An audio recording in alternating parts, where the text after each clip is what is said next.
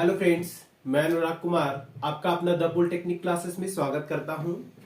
आज के इस क्लास में हम लोग सिग्नल सिस्टम के अंतर्गत पिछले क्लास में जो हम लोग डिस्क्रीट टाइम सिस्टम सिग्नल और आपका कंटिन्यूअस टाइम सिग्नल इस पर हम बात किए थे, जिसके बारे में थोड़ी सी और जानकारी रखनी चाहिए और उसके बारे में थोड़ा सा हम और एनालिसिस करते हैं। ठीक है, देन आफ्टर हम लोग नेक्स्ट क्लासिफिकेशन पे हम लोग मूव करेंगे और बहुत मजा आएगा। ठीक है, तो चलिए हम बात करते हैं discrete time signal. Discrete time signal का रिप्रेजेंटेशन जो हम दिए थे कल, वो क्या दिए थे?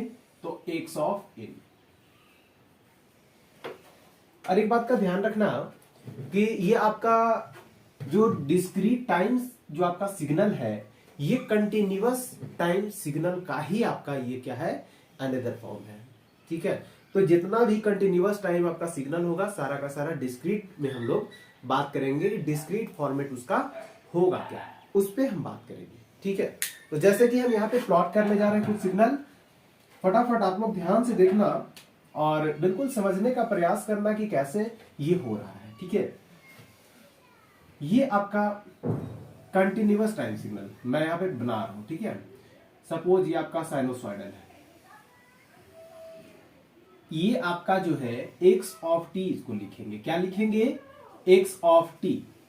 जहां पे आपका ये एन की जगह पे टी, सॉरी इसके जगह पे ये जो है आपका टी क्या है? इंडिपेंडेंट वेरिएबल, जो कि इस टाइम इस एक्सिस को शो कर रहा है। तो ठीक है, ये एक्सिस आपका टाइम एक्सिस है।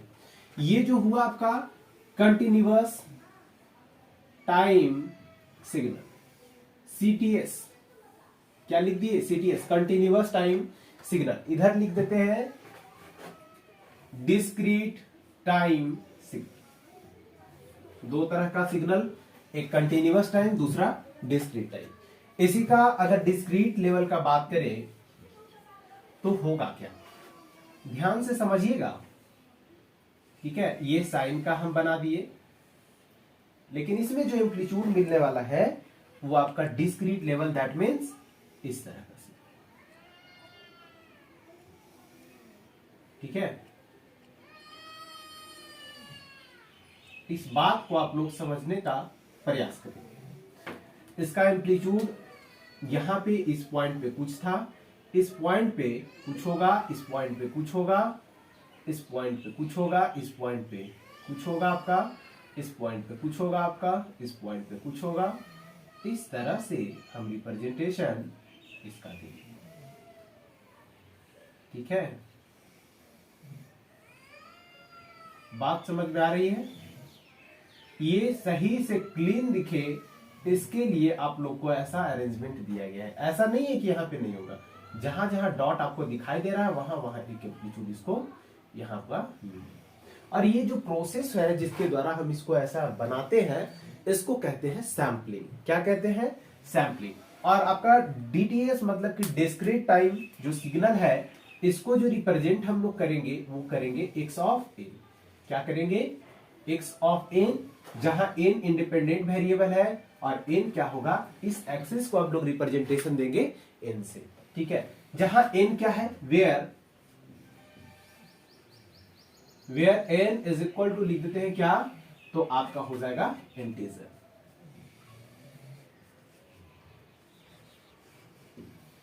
ठीक है, नेक्स्ट हम सिग्नल कंसीडर कर रहे हैं। ठीक है, नेक्स्ट जो सिग्नल यहाँ पे हम कंसीडर कर रहे हैं वो क्या है? ये आपका पहला एग्जांपल ले लिए यहाँ पे, दूसरा एग्जांपल के तौर पे हम यहाँ कंसीडर कर रहे हैं। एक सिग्नल हम कंसीडर कर रहे हैं यूनिट स्टेप सिग्नल। किस तरह का होता है?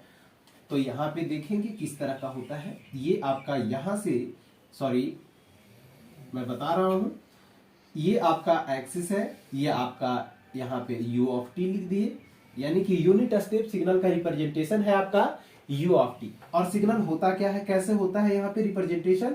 तो यहाँ पे जो रिप्रेजेंटेशन होता है कुछ इस तरह से, इधर होता है इसका वैल्यू 0, यहाँ पे होता है 1 और इसके बाद आपका कांस्टेंट हो जाता है। ठीक है, तो एम्पलीट्यूड कितना है? एम्पलीट्यूड आपका 1 है। ठीक है, और ये जो है आपका जो कि यहां तक चला गया, ये आपका हो गया। इसका अगर मैथमेटिकल फॉर्मेट लिखना चाहें तो ऐसा लिख सकते हैं आप, X T sorry u of t है ना, u of t is equal to हम लिखेंगे क्या 1 for t is greater than 0। यही आपका इसका हो गया मैथमेटिकल प्रूफ। क्या हो गया, t जब 0 से बड़ा होगा तब इसका वैल्यू क्या होगा 1 होगा, अदरवाइज इसका वैल्यू क्या होगा 0। आप लिख सकते हैं 0 अदरवाइज,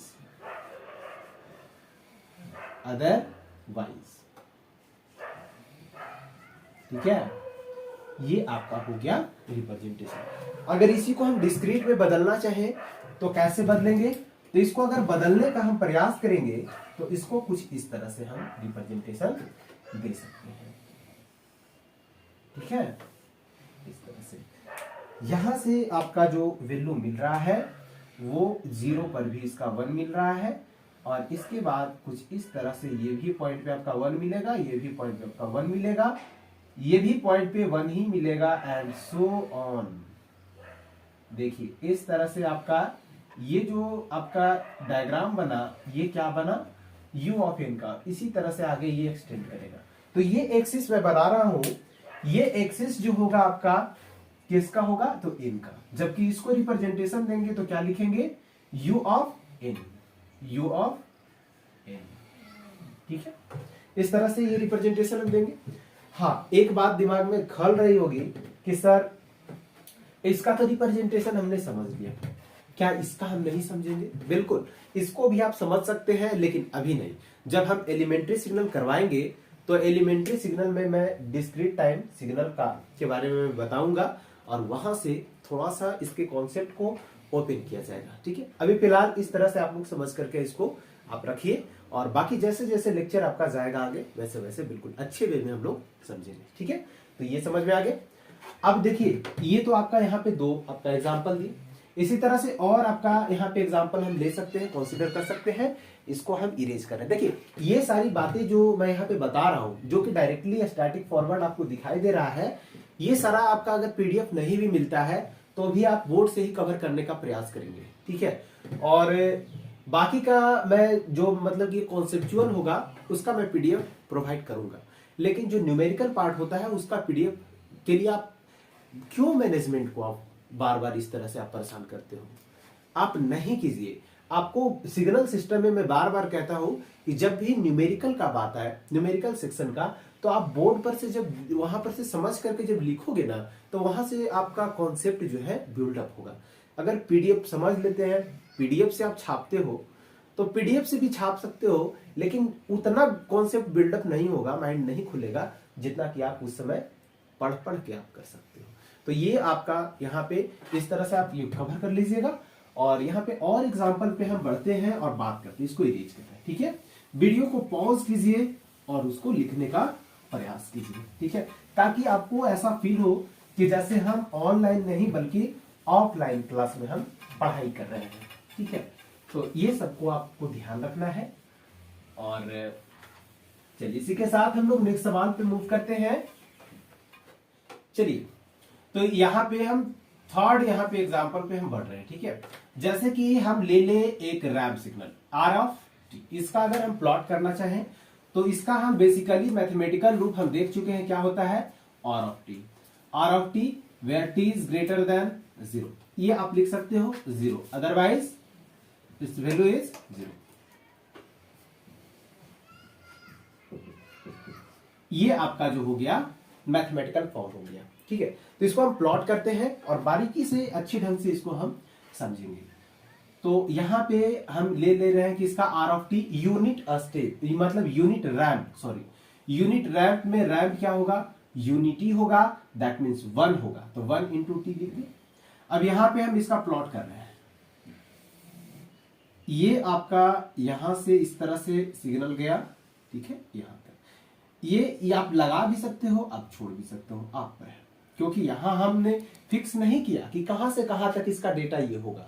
यहां पे सिर्फ हम ये बता दिए हैं कि आपका t जो होगा ग्रेटर देन 0, 0 से बड़ा के लिए हमारा जो ये जो लाइन है वो एक लीनियर वे में होगा। जैसा वेरिएशन हमारा इसमें दिखेगा वैसा ही वेरिएशन हमारा इसमें दिखा। कहने का मतलब ये कि अगर हम 1 सेकेंड के लिए हम यहां देखें एनालिसिस, तो यहां पे कितना होगा 1 का चेंजेस। अगर हम यहां से सेकेंड के लिए हम देखें, ये 2 सेकेंड के लिए, तो चेंजेस अगेन 1 का मतलब कि 2 का। अगेन इसके बाद थर्ड पॉइंट पे हम बढ़ रहे हैं कि इसका टाइमिंग अगर 3 सेकेंड हो जाता है तब क्या होगा, तो एम्पलीट्यूड में भी वेरिएशन 1 यूनिटी का। इसी तरह से हमारा नेक्स्ट हम बना रहे हैं, इस तरह से हम 4 तक ही आपको दिखा दिए। अगर इसका स्लोप निकालने का बात करेंगे तो स्लोप क्या होगा, या फिर हम कहें स्लोप या फिर कहें रैंप, तो यहां पे आप रैंप भी लिख सकते हो,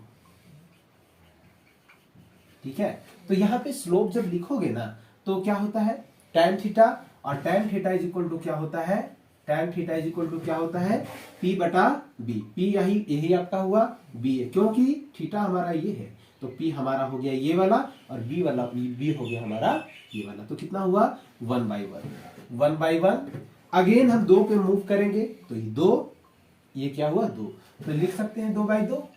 अगेन हम लिखेंगे तो 3/3, काटोगे ना तो 1 ही आएगा, ठीक है, तो 1 आएगा, इसलिए इसको यूनिट रैंप के लिए हम यहाँ पे बताएं, ठीक है। अब इसी फॉर्मेट को हम देखने वाले हैं डीटीएस के फॉर्म में, that means discrete time signal. Discrete time signal के फॉर्मेट में अगर इसको हम बनाना चाहें तो कैसे बनाएंगे, तो इसको हम बनाना चाहें तो इस तरह से बनाएंगे कि यही एम्पलीट्यूड आपका इस तरह से यहाँ पे मिलेगा, ठीक है, यहाँ पे मिलेगा, और ये जो होगा इसका वेरिएशन जो होगा वो इस तरह से होगा, ठीक है। ये आपका है,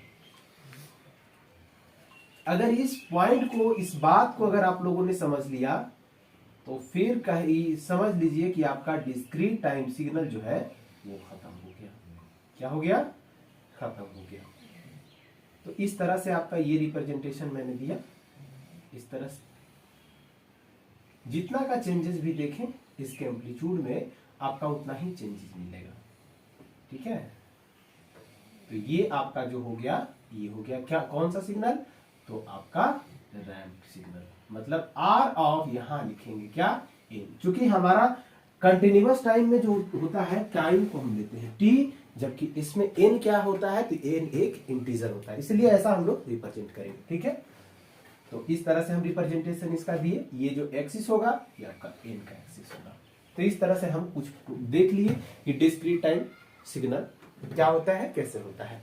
और एक बात का ध्यान रखेंगे, जो डिस्क्रीट टाइम, जितने भी डिस्क्रीट टाइम सिग्नल आपका जो होगा, वो डिस्क्रीट टाइम सिग्नल जो होगा कंटिन्यूअस का ही आपका जो होगा सैंपल फॉर्म में होगा। दैट मीन्स देखिए, ये सिग्नल अगर यहां से यहां तक मूव किया तो ये भी मूव किया, लेकिन ये सैंपल के फॉर्म में मूव किया। दैट मीन्स यहाँ एम्पलीट्यूड कुछ था, यहाँ कुछ था, यहाँ कुछ था, यहाँ कुछ था, यहाँ कुछ था, यहाँ कुछ था, छोड़ छोड़ करके, तो ये हुआ सैंपल, जबकि ये हुआ आपका कंटिन्यूअस टाइम सिग्नल। ये आपका यूनिट स्टेप का, इसको आप लिख सकते हो, sorry unit ramp R of T लिख सकते हो, जबकि इसका रिप्रेजेंटेशन जब आप दोगे तो आर ऑफ एन लिखना होगा। तो इस तरह से हम लोगों ने समझा डीटीएस का कुछ एग्जांपल्स किस तरह से हम लोग प्रूफ करते हैं। अब हम बढ़ेंगे और समझेंगे नेक्स्ट क्लासिफिकेशन, जो आपका था प्रॉपर्टीज ऑफ इंडिपेंडेंट वेरिएबल, ठीक है। उस पर हमारा क्लासिफिकेशन जो किया गया था, उसमें सबसे पहला क्लासिफिकेशन क्या किया गया था, माइंड पे प्रेशर दे, जोर दे और बताएंगे कि क्या था। कहिएगा सर हम बोल भी देंगे तो आप सुनेंगे थोड़ी ना, हम सुन लेंगे, आप एक बार बोल करके तो देखिए, बोलने का आदत डालिए। ऐसा फील होगा कि जैसे हम ऑफलाइन क्लास में हम बैठ करके पढ़ रहे हो। अगर नहीं आप बोलते हैं तो फिर आपको लगेगा कि हम ऑनलाइन रिकॉर्डेड वीडियो से पढ़ रहे हैं, इसलिए इस फीलिंग को जनरेट ही मत होने दो, ठीक है। तो हम नेक्स्ट क्लासिफिकेशन पे बढ़ गए हैं, और क्लासिफिकेशन में हम लोग का क्या था, तो पहला जो आपका था इसमें वो था आपका डिटरमिनिस्टिक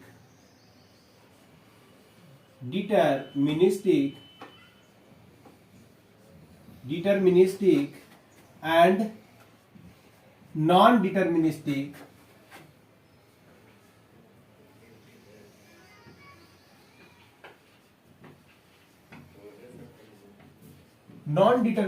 सिग्नल, ठीक है। ये हमारा क्लासिफिकेशन था पहला। जो आपका क्लासिफिकेशन थर्ड का जो हम बताए थे, उसमें पहला क्लासिफिकेशन जो था वो आपका यही था, क्या था? तो आपका deterministic and non deterministic signal. ये होता क्या है? डिटर्मिनिस्टिक क्या होता है, सबसे पहले हम ये बताते हैं। डिटर्मिनिस्टिक हेडिंग बनाएंगे सभी लोग। डिटर्मिनिस्टिक, इसमें जो है deterministic,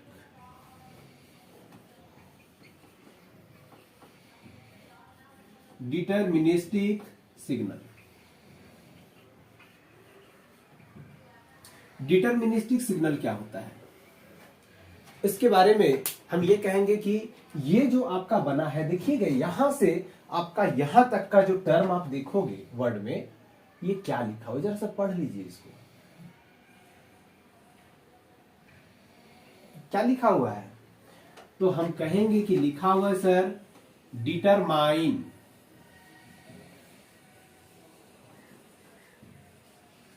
determine, deterministic, determine plus stick, ये दो वर्ड से मिलकर के, या फिर कहें कि इक प्रीफिक्स इसमें, आपका सफिक्स इसमें लगा है, और ये जो है आपका बन के तैयार हो गया वर्ड। ठीक है, तो डिटरमाइन मतलब कि वैसा सिग्नल जिसका एम्पलीट्यूड बाद में क्या होगा वो पहले हम बता सके, डिटरमाइंड कर सके, उसको हम लोग कहेंगे डिटर्मिनिस्टिक सिग्नल। इतनी बात पल्ले पड़ रही है। उसके बाद हम लोग इस पर कुछ एग्जांपल्स भी लेंगे और समझेंगे कि डिटर्मिनिस्टिक सिग्नल आखिर है क्या। तो यहाँ पे हम बढ़ते हैं पहले इसके डिफिनेशन पे, और डिफिनेशन को पहले यहाँ पर मेंशन सभी लोग करेंगे। अगेन हम लोग धीरे धीरे धीरे धीरे फिर हम लोग क्या करेंगे, तो हम लोग एग्जाम्पल पे मूव करेंगे और समझेंगे बिल्कुल एक एक बात को। अगर मॉड्यूल 1 का आपका क्लियर हो गया तो आगे का कुछ नहीं रखा है, कुछ भी नहीं रखा है, समझ लो। और जो लोग मैथमेटिक्स बैकग्राउंड से नहीं है उनको थोड़ी सी प्रॉब्लम्स होगी, लेकिन जो भी फॉर्मूला वगैरह यूज होगा वो मैं आप लोग के बोर्ड पे मैं करवाने वाला हूं, मैं बता दूंगा एक एक चीज, कुछ नहीं छोड़ा जाएगा। ठीक है, तो यहां पे हम इसका डिफिनेशन लिखते हैं। It is defined, it is defined as the signal, it is defined as the signal whose amplitude, या फिर इससे बढ़िया रहेगा अगर आप यहां पे आप इस तरह से लिख सकते हो, तो सिग्नल हुस, एम्पलीट्यूड से बढ़िया रहेगा आपका कि हुस पैरामीटर लिख दो। हुस parameter, whose parameter does not change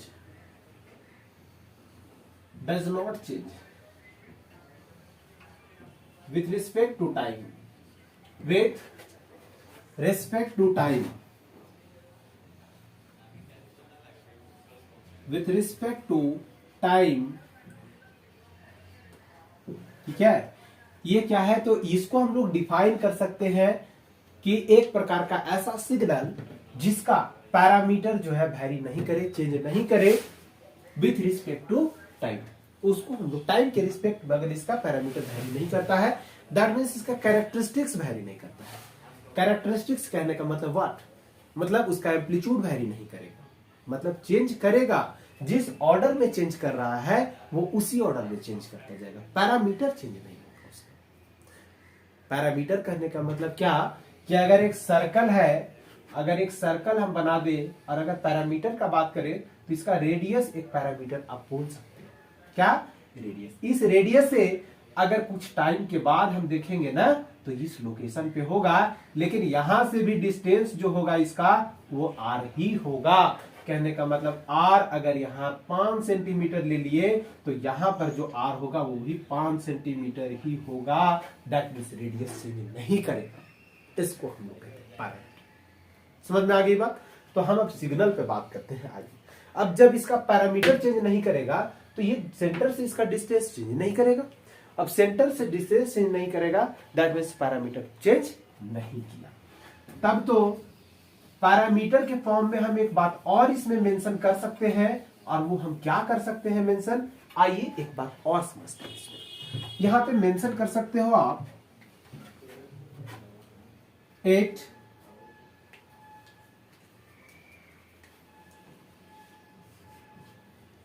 can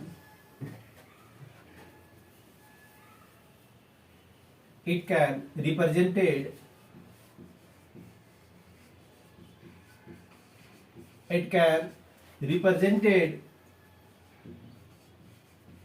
in the mathematical equation form या फिर in the form of mathematical equation.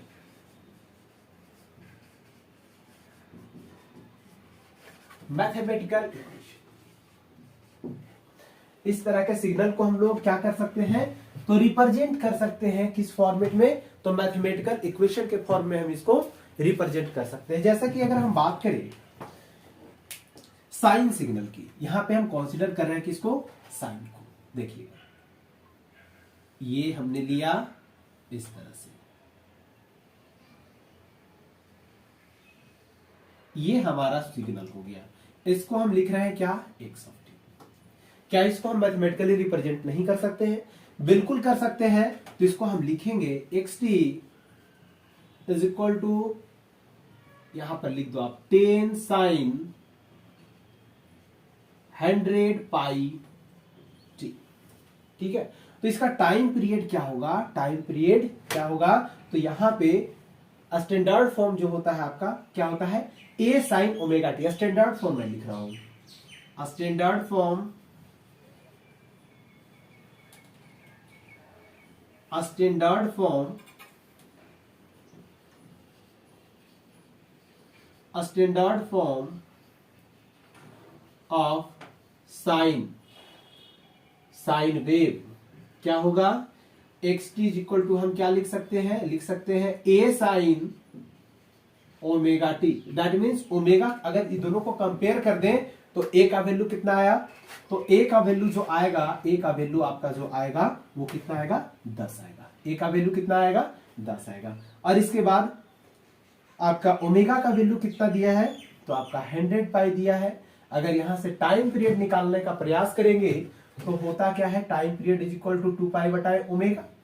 ये सब फॉर्मूला आपको बिल्कुल याद होना चाहिए, तभी आप कुछ कर पाओगे। तो यहां पर से अगर निकालने का प्रयास करें तो 2 पाई अपॉन यहां पे आ जाएगा 100 पाई, यानी कि पाई से पाई कैंसिल, 2 से अगर काटेंगे तो ये आ जाएगा 50, यानी कि 1/50, ठीक है। इसका टाइम पीरियड हो गया, ठीक है।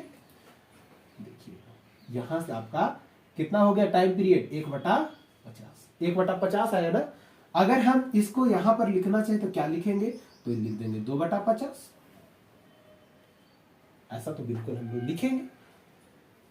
1 सेकेंड, इसका आधा करेंगे ना, 1 सेकेंड रुक जाइए, इसका हाफ करेंगे तो 1/100 होगा, सॉरी मिस्टेक कर दिए, 1/100 लिखोगे, 1/100 लिखोगे। तो इस तरह से हम इसका रिप्रेजेंटेशन देंगे। अब एक बात बताइएगा कि इस इक्वेशन की मदद से टाइम जब 0 पे रखेंगे, देखिएगा टाइम जब 0 पे रखेंगे मतलब t इज इक्वल टू 0, यहां पर इस इक्वेशन को हम फिर से लिख रहे हैं, at t is equal to 0, X T is equal to क्या होगा, X T is equal to जो होगा 10 साइन 100 पाई इंटू 0, क्या होगा साइन 0। देखिए 0 इंटू 100 पाई क्या होगा, 0। साइन 0 का वैल्यू कितना होता है, 0। 0 इंटू 10 कितना होगा, 0, यानी कि इसका वैल्यू आ गया 0। इसकी इतनी बात समझ में आई, फिर से देखो, X T is equal to 10 sine 100 pi into T होता है, और हम ले रहे हैं t इज इक्वल टू 0, 0 पर, मतलब यहां पे इसका एम्पलीट्यूड कितना होगा, 0 पे कितना होगा, तो 0 पे जब लेंगे तो t के बराबर, t जहां पे है वहां पे हम वैल्यू उसका रखेंगे, तो 0 रख दिए। तो 0 इंटू 100 पाई 0, मतलब साइन 0, यहां पे आप इस तरह से करो 10 साइन 0, और साइन 0 का वैल्यू होता है 0, इसको लिख सकते हैं 10 इंटू 0 बराबर कितना हो गया, 0, तो यही 0 था। इसके बाद हम t का वैल्यू बदल रहे हैं, at t is equal to time यहां 0 था सर, यहां 0 था। अब इसके बाद रेंडमली हम टाइम 20 पे कर रहे हैं। देखिएगा t is equal to अगर ले ले, चलिए 10 पे ले लेते हैं, 10 सेकेंड पे, तो 10 पे लेंगे तो xt is equal to क्या होगा, xt is equal to 10 sine 100 pi into 10, यही होगा। तो देखिएगा 100 गुना 10, 1000 पाई, कितना हो गया 1000 पाई। तो 10 साइन 1000 पाई हो गया ना। अभी साइन 1000 पाई है ना, साइन 1000 पाई का वैल्यू कितना होगा, तो कैलकुलेटर से आप लोग कैलकुलेट कर लेना, ठीक है। और यहाँ पे पाई रखेंगे, ठीक है। तो इस तरह से हम इसका वैल्यू भी निकाल सकते हैं, देख रहे हो, xt का वैल्यू आप निकाल सकते हो, निकाल लेना। तो इस तरह से हम यहां पर जो होगा 10 सेकेंड पे, 10 सेकेंड सपोज ये ले रहे हैं, तो 10 सेकेंड पे एम्पलीट्यूड कितना होगा, तो जो भी वैल्यू आएगा आपको डिफाइन तो कर सकते हैं, थे यहां लेकिन हम पता कर लिए यहाँ का वैल्यू।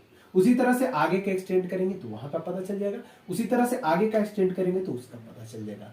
यहाँ पे रिप्रेजेंटेशन जो हम लोग देंगे, ये 10 है तो यहाँ 10 लिखेंगे, नीचे वाला सेक्शन -10 लिखेंगे, इस तरह से रिप्रेजेंटेशन देते हैं। तो ये क्या हुआ, डिटरमिनिस्टिक सिग्नल, जिसको हम आगे का एम्पलीट्यूड क्या होगा वो हम पहले बता सकते हैं, डिटरमाइन कर सकते हैं, उसको हम लोग कहेंगे deterministic signal. Is that clear? चलिए, तो हम इस पर और कुछ एग्जांपल हम कंसीडर करते हैं और समझते हैं कि ये आखिर है क्या, ठीक है। अगर ये सारी बातें आप लोग को समझ में आ रही है तो बिल्कुल इस पर आप भी खुद से ही आप कर सकते हैं। एक और एग्जांपल हम कंसीडर करें, x of t is equal to, अब मैथमेटिकली हम लिख सकते हैं, तो लिख देंगे क्या, x of t is equal to 1 for t is greater than 0। अगर ऐसा लिखते हैं तो इसको अगर प्लॉट करना हम चाहें तो कैसे प्लॉट करेंगे, t का वैल्यू 0 से बड़ा होगा, 0 हमारा ये है, 0 से बड़ा होना चाहिए, तो 0 से बड़ा होना चाहिए, मतलब यहां से ये सिग्नल आपका प्लॉट होगा, तो ये आपका एम्पलीट्यूड कितना देगा, एम्पलीट्यूड आपका 1 देगा। ये जैसा लग रहा है कि यूनिट स्टेप, बिल्कुल यूनिट स्टेप का ही एग्जांपल दिए हैं। तो ये आपका x ऑफ t यहां पर लिखेंगे, क्योंकि यहां पर जो हम रिप्रेजेंटेशन दिए हैं x ऑफ t, समझ में आ गई बात। उसी तरह से आप यहां पे ले सकते हो x of t is equal to 5t for t is greater than 0। तो ये जो हुआ आपका रैंप सिग्नल हुआ, ठीक है। पहले भी जान रहे हैं, जिसमें t से मल्टीप्लीकेशन हो, आप बंद करके आप मार्क कर देंगे क्या, रैंप सिग्नल। अगर इसको हम प्लॉट करने का प्रयास करें तो देखिएगा यहीं से सारा माजरा क्लियर होगा कि इसको डिटरमिनिस्टिक के कैटेगरी में हम कैसे रखेंगे। t का वैल्यू आप 0 ले, t का वैल्यू आप 0 ले, तो x ऑफ t का वैल्यू कितना होगा, तो 5 इंटू 0 रख दे, कितना हो गया 0। यहां पे t is equal to at t is equal to 1 ले ले, तो x ऑफ t का वैल्यू कितना होगा, तो 5 इंटू 1 लिखेंगे, क्या हो गया 5 हो गया ना। अगर एट यहां पे ले ले, at t is equal to 2 ले ले, तो x t is equal to क्या होगा, तो 5 इंटू कितना हो गया, 5 इंटू 2 यानी कि हो गया आपका 8 हो गया। इसी तरह से आप आगे भी कंसिडर कर सकते हैं, at t is equal to 3 ले ले, तो x of t is equal to क्या होगा, तो 5 इंटू 3 यानी कि इसका वैल्यू जो होगा आपका 15 होगा। तो इस तरह से आपका ये समझ में आया। अब इसी का प्लॉटिंग हम करेंगे, तो प्लॉटिंग किस तरह से होगा, प्लॉट हम इस तरह से करेंगे, 0 at the origin it's value is 0 हम ले लिए। 0 के बाद जब t 1 होगा, जब t हमारा 1 होगा, तो ये कितना होगा 5 होगा। ये आपका 5 हो गया, ये आपका 10 हो गया, और ये आपका 15 हो गया, ठीक है। तो यहां पे आपका जब 1 लिए ये, तो ये कितना होगा 5। जब ये आपका 2 ले लिए, ये आपका 1 हुआ, ये आपका 2 हो गया, ये आपका 3 हो गया। तो इस तरह से हमारा 2 पे क्या होगा, तो 2 पे हमारा वैल्यू देखिए कुछ इस तरह से हमारा होगा ये। इसी तरह से 3 पे हम लेंगे, तो 3 पे हमारा क्या होगा, कुछ इस तरह से वैल्यू हमारा होगा। और जब इसको हम मैच करने का प्रयास करेंगे, तो इस तरह से इस वे में हम इसको मैच करेंगे। ये जो हमारा हुआ रैंप सिग्नल, इसको हम क्या लिख देंगे, x ऑफ t। क्या लिख देंगे, x ऑफ t। मतलब कि हमारा इक्वेशन के फॉर्म में कोई भी हमारा फंक्शन दिया रहे, उसको हम कहेंगे डिटरमिनिस्टिक सिग्नल है, नॉन डिटरमिनिस्टिक नहीं कर सकते, ठीक है। तो ये बात समझ में आ गई। दूसरा इसका जो आपका है वो क्या है, तो नॉन डिटरमिनिस्टिक सिग्नल, मतलब कि इसमें था डिटरमिनिस्टिक, इसमें था नॉन डिटरमिनिस्टिक, तो इसको लिख सकते हैं नॉट डिटरमिनिस्टिक, नॉट डिटरमाइनेबल सिग्नल, मतलब जिसका एम्पलीट्यूड हम डिटरमाइन नहीं कर सकते हैं, ठीक है।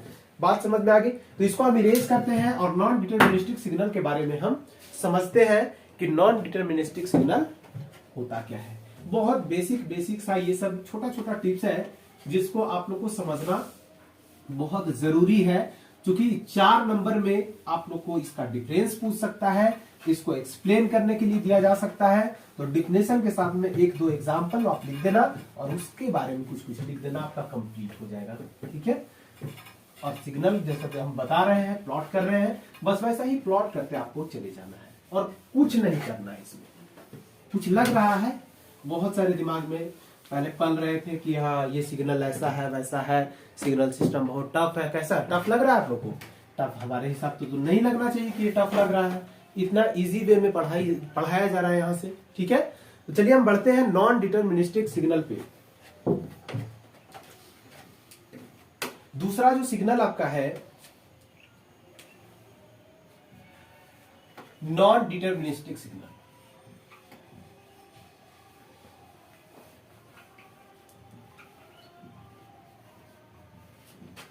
नॉन डिटर्मिनिस्टिक सिग्नल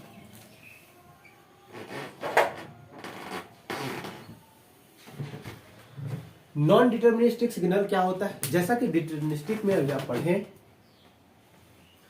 जैसा कि आप लोगों ने डिटर्मिनिस्टिक सिग्नल में भी पढ़े, क्या पढ़े कि इसका हम एम्पलीट्यूड, हम पैरामीटर जो है वो हम बता सकते हैं, बाद का एम्पलीट्यूड हम पहले बता सकते हैं, डिटरमाइन कर सकते हैं, इसीलिए इसका नाम डिटर्मिनिस्टिक पड़ा। लेकिन नॉन डिटर्मिनिस्टिक इसमें हम बता नहीं सकते। मतलब सर किस तरह का सिग्नल आएगा? जैसे कि आप कोई पेशेंट को ले लें, उसका हम ग्राफ अगर हम डिजाइन करें तो ये इस तरह का जो हमारा फंक्शन जो बनेगा वो नॉन डिटर्मिनिस्टिक बनेगा। मतलब कि अभी हम उसका ब्लड प्रेशर कुछ हम मेजर कर रहे हैं, बाद में मेजर करेंगे तो उसका कुछ होगा। ऐसा नहीं एक यूनिफॉर्म वे में दिखाएगा कि हाँ बढ़ रहा है तो बढ़ते जा रहा है, घट रहा है तो घटते जा रहा है। अगर ऐसा हो गया तो पेशेंट एक ऐसा कंडीशन में चला जाएगा जिस समय उसकी डेथ हो जाएगी, क्योंकि ब्लड प्रेशर जब बढ़ते जाएगा तो और बढ़ेगा और बढ़ेगा और बढ़ेगा, और लिमिट जब क्रॉस करेगा तो पेशेंट की डेथ हो जाएगी। तो ऐसा नहीं होता है। तो इस तरह का सिग्नल जो होता है वो आपका नॉन डिटर्मिनिस्टिक में आपका आएगा। ठीक है। तो इसको डिफिनेशन को हम लिखते हैं और समझते हैं कि ये कह क्या रहा है।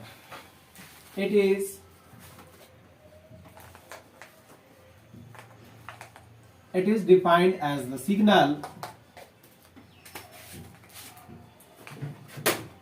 whose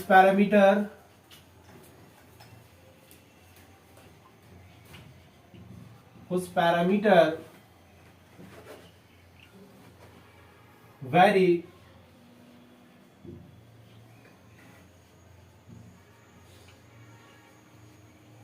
with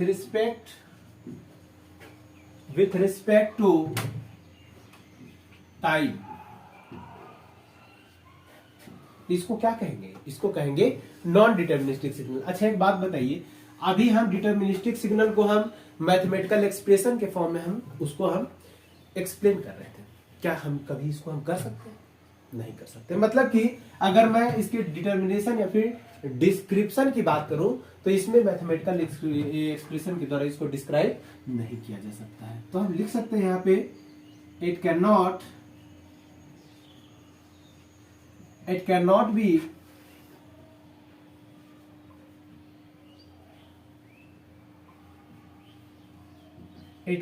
be described। एक सेकेंड, जरा सा इसमें स्टेटमेंट में कुछ चेंजेस कर रहे हैं।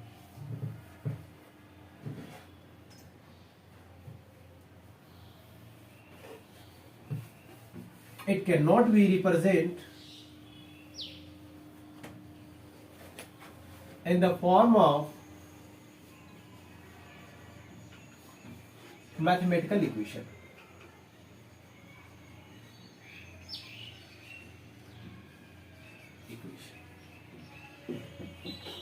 एक पॉइंट और लिखेंगे तो फिर इसको रिप्रेजेंटेशन किस में देंगे? जब मैथमेटिकल फॉर्म में नहीं देंगे तो इसका रिप्रेजेंटेशन हम लोग देंगे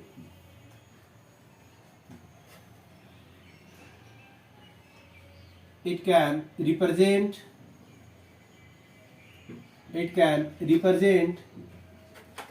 in the form of power spectral density।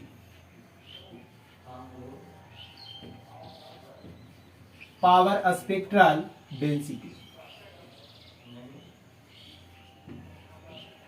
ठीक है। तो पावर स्पेक्ट्रल डेंसिटी के फॉर्म में हम लोग इसको रिप्रेजेंट करेंगे। मतलब सर ये तो हम फिर फंस गए। क्या फंस गए कि अभी एक नया टर्म आ गया, क्या? Power spectral density. Power spectral density मतलब कि एक इस तरह का अरेंजमेंट आपको ग्राफिकल में दिखेगा, जैसे कि मैं कहूं एक पेशेंट का एक दिन का ब्यौरा आप ले ले, एक पेशेंट का एक दिन भर का ब्यौरा ले ले, आप मेजरमेंट ब्लड प्रेशर का कर रहे हैं। पहला आप यहाँ पे कंसीडर करोगे, यहाँ पे एट 10 AM, कितना बजे? 10 AM। फिर अगेन आप करोगे एट 12 AM, 12 PM। अगेन आप करोगे 2 PM। अगेन आप करोगे 4 PM। अगेन आप करोगे 6 PM। अगेन आप करोगे 8 PM। अगेन आप करोगे 10 PM। अगेन आप करोगे 12 AM। ठीक है, तो इस तरह से जब आप करोगे रीडिंग, तो पहला बार कुछ आपका एम्पलीट्यूड सपोज ये आपको मिला, ठीक है, ये आपका मिल गया 120। उसके बाद करोगे तो कुछ इससे ज्यादा, मतलब कि आपको मिला 140। ये जो है आपका यहां से अगेन 2 बजे करोगे तो ये घट गया सर। फिर करोगे 4 बजे तो देख रहे हैं कुछ बढ़ा हुआ है। फिर करेंगे तो फिर देख रहे हैं कि आपका नॉर्मल है। फिर आपका 8 PM पे करोगे तो देख रहे हैं कि इसका बढ़ा हुआ है। फिर आप करोगे 10 PM पे तो देख रहे हैं इसका नॉर्मल कंडीशन में है। फिर देखोगे 12 बजे करोगे तो फिर इसका देखोगे बढ़ा हुआ है। मतलब इतना वेरिएशन कर रहा है। तो इस तरह का ग्राफ को हम लोग यहाँ पे कुछ एनर्जी, यहाँ पे कुछ एनर्जी, यहाँ पे कुछ एनर्जी, यहाँ पे कुछ एनर्जी, यहाँ पे कुछ एनर्जी, और सबको जब जोड़ देंगे तो एक होल एनालिसिस मिलेगा हमारा, एक एवरेज एनालिसिस हमारा मिलेगा। और इस फॉर्मेट में अगर किसी तरह का सिग्नल आपको दिखे, मतलब यहां से पहला आपको ये, इसके बाद अगेन ये, इसके बाद अगेन ये, इसके बाद अगेन ये, इसके बाद अगेन ये, इसके बाद अगेन ये, तो ये इस तरह का जो आपको मिलता है, इस तरह का, इसको हम लोग कहते हैं पावर स्पेक्ट्रल डेंसिटी। स्पेक्ट्रल जो वर्ड दिया गया है, स्पेक्ट्रम है एक प्रकार का, पावर का स्पेक्ट्रम, फ्रीक्वेंसी का स्पेक्ट्रम जानते हैं ना, जिसका प्लॉटिंग जब हम लोग बेसिक कम्युनिकेशन में जब आप पढ़े होंगे तो आपको आइडिया होगा। तो यहाँ पे पावर का स्पेक्ट्रम तैयार करते हैं, उसकी डेंसिटी मतलब कि नंबर ऑफ पावर स्पेक्ट्रम के बीच में अगर इस तरह का ग्राफ आपको बनता है तो उसको हम लोग कहते हैं पावर स्पेक्ट्रल डेंसिटी। ये होता है आपका पावर स्पेक्ट्रल डेंसिटी। समझ में आ गया? तो अगर इस सिग्नल को हम यहाँ पे x ऑफ t लिख दे तो इस तरह का सिग्नल जो बना, इसको हम लोग कहेंगे नॉन डिटरमिनिस्टिक सिग्नल। यहीं पे कहिएगा सर तो एक एग्जांपल हुआ, आप ले ना, एग्जांपल की कमी नहीं है, बहुत एग्जांपल है। आप एग्जांपल आपके इन्वायरमेंट में आपके टेम्परेचर का एग्जांपल ले ले, ठीक है, आप 1 से 2 दिन का आप ले ले, कंसीडर कर ले, फिर आपको उसका प्लॉटिंग करें तो उस तरह का जो सिग्नल बनेगा वो आपका नॉन डिटरमिनिस्टिक होगा। मतलब कि आपको पता होगा कि राइज करेगा, अचानक से बादल आ जाएगा और बादल आने के बाद क्या होगा, टेम्परेचर डाउन कर जाएगा। तो उसमें तो हम नहीं बता सकते हैं कि कब पानी पड़ेगा कब नहीं पड़ेगा, वो जो होता है डिवाइस के द्वारा भले ही बता सकते हैं, प्री डिफाइन कर सकते हैं, ठीक है, लेकिन ऐसे आप नहीं बता सकते। तो इस तरह का आप रीडिंग लोगे डिफरेंट टाइप का, तो वहां पे जो आपका सिग्नल बनेगा उसको कहेंगे नॉन डिटरमिनिस्टिक सिग्नल। इसको हम लोग कभी भी हम लोग किसके फॉर्म में रिप्रेजेंट नहीं कर सकते हैं, तो इसका आपका मैथमेटिकल इक्वेशन के फॉर्म में कभी हम इसको नहीं लिख सकते हैं, एक्सप्लेन नहीं कर सकते हैं, रिप्रेजेंट ही नहीं कर सकते। तो समझ में आया, ये पहला आपका था deterministic and non deterministic signal. I think समझ में आ गया होगा बहुत अच्छे ढंग से।